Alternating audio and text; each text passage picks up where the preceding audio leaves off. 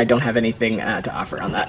Go ahead. Thank you, Adan, for Bangladesh. Sure. I'm wondering, will you ask Bangladesh Prime Minister for a formal apology as she accused United States that they are involved in a regime change in various parts of the world as she's visiting Washington, I guess private visiting or for the World Bank thing.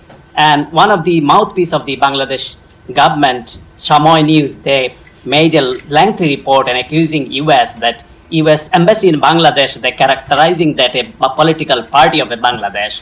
And that's why, the US ambassadors have been obstructed by the various group and, they are instigating like that. So what is your comment? And institution like NED, they told that lengthy report that they are involved in regime change and spreading monies. So what is your comment on that and what is your response? Let me try to unpack that a little bit. So first, I don't have anything to offer on the Prime Minister comments. Broadly, what I will say is that the U.S. Doesn't consider it interference to have honest dialogue with our friends and partners about concerns that we have and shared interests that we have that may or may impact the bilateral relationship, that may or may impact regional concerns and regional priorities. And as we have said, the U.S. supports free and fair elections in Bangladesh as well as around the world, and we do not endorse one political party or candidate over another.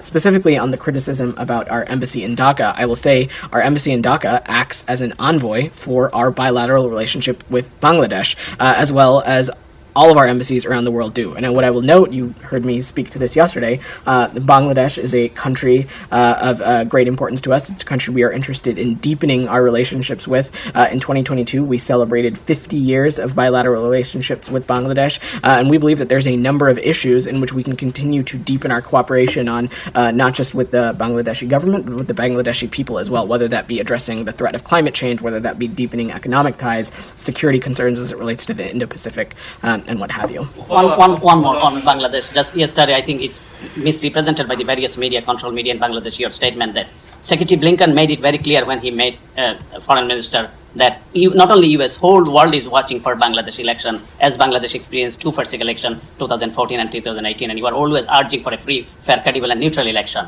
But that's our expectation for any country in the world, is that for elections to take place and for them to happen freely, fairly, and as you said, with neutrality as well, and for them to be conducted with neutrality, as I might add. Go ahead. Thank you, Mr. Patel, for the opportunity. During the last decade and a half, under the present government, Bangladesh has become a model of development around the world.